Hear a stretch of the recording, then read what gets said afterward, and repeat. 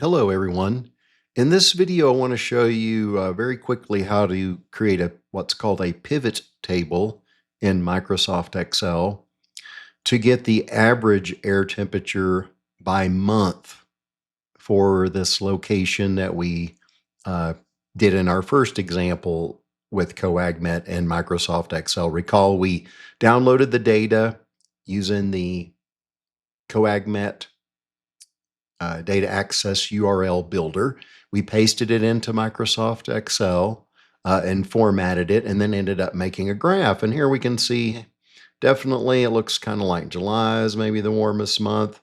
But you know, it would be nice to have a little table that showed what the average maximum and minimum air temperature was at this location by month. So I want, May, June, July, August, etc. So to do that, there's different ways to do that, but the fastest way to do it is something called a pivot table. Okay. And I want to show you how to do that. Let me get this out of the way. Okay. So we need to first select all the data. So I'm going to just click on this very top left-hand corner here, and I'm going to hit Control A, and we can see that grayed in all the data there. It's what we want it to look like. And then I hit Insert Pivot Table. Okay. And when you click on it, it should show something like this, showing that you selected all the data. And we want to put this in a new worksheet, not an existing worksheet. So we want a new worksheet, and we hit OK. And this is what it should look like after you do that. You see the pivot table over here, and then you see pivot table fields over here, okay? Now, if I accidentally click on a cell somewhere in the sheet, that disappears, right? And you go like, hey, wait a minute, how can I do that? So you want to just go back over here and click inside the pivot table again, and it will reappear because you definitely need these pivot table fields. Now, we want to look at the maximum and min temperature, the average by month. So in the rows column, we want that to be the date, right? So I'm going to grab that and pull the date down into here. And we see that it automatically created the months here. Now it added October, and remember, we only have one day for October. We probably should have ended our data set in September, not October, because this is going to be not quite correct, right? I wonder if we can fix that really quick. Let me see if I can try that. I'm going to go back over to sheet 1, okay, back to my data sheet, and I am going to delete just one row of data down here, the October 1 row. Let's see what happens. So I'm just going to go up here and hit delete. Okay, that's gone now. So let's go back over to our pivot table and see what happened. Okay, it didn't change. So what I'm going to do just to fix that, right, is I'm going to just delete this table and start over. That's okay. We always learn from our mistakes. So I'm going to delete that, go, yeah, just delete that. Okay, so I'm back to where I was before. I'm going to click in the upper left-hand corner. I'm going to hit Control A to select all the data. I'm going to hit Insert Pivot Table. Oh, that looks good. I want to put it in a new worksheet. Okay, there we are again. Then I'm going to drag date down into rows. Hey, much better. Now look, October is gone.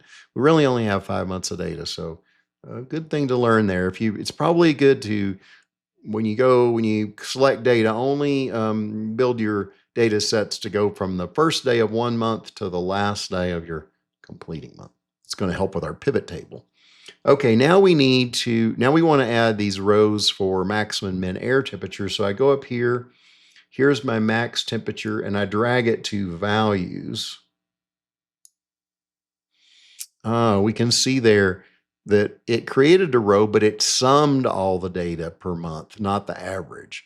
Now, if I right click on this cell, I can go down here, summarize values by average.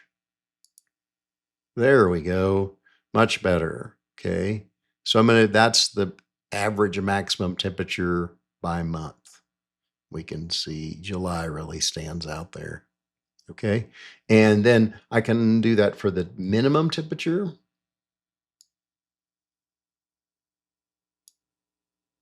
Okay. Did the same thing. It defaults to sum. So I'm going to right click on that cell and summarize by average. Nice. Okay. Now the format of these cells, it's got so many decimal points, right? I don't like that.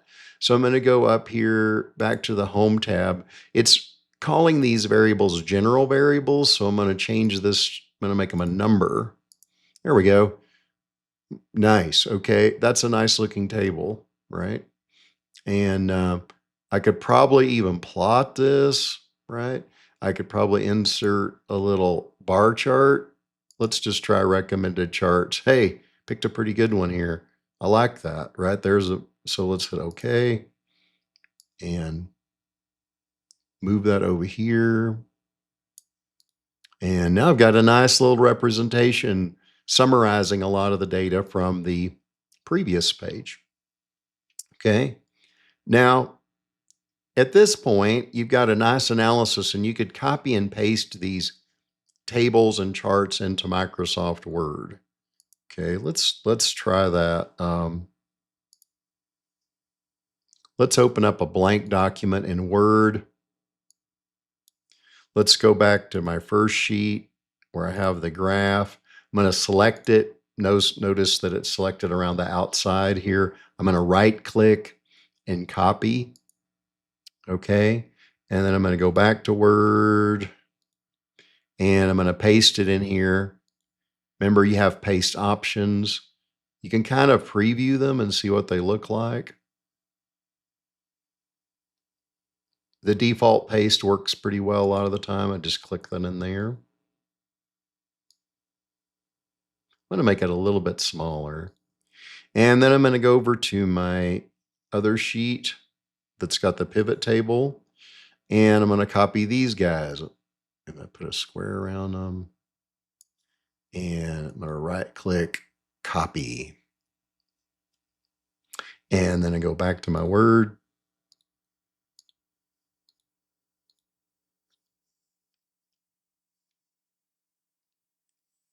There we go. Paste that in with Control V or use the paste up here. So now I have a nice little report, right? So I could save that as a PDF, for example, save as Adobe PDF. Oops, needs me to save it as a Microsoft Word first. Save as, let me give it just a little name here.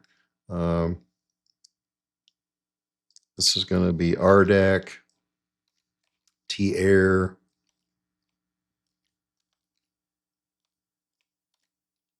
Summary, whoops,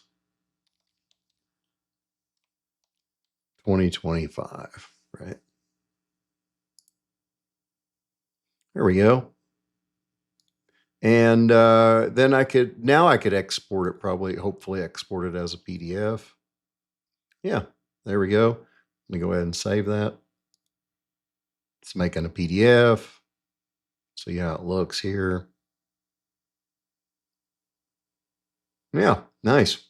So there I've got a nice air temperature report for RDEC 2025.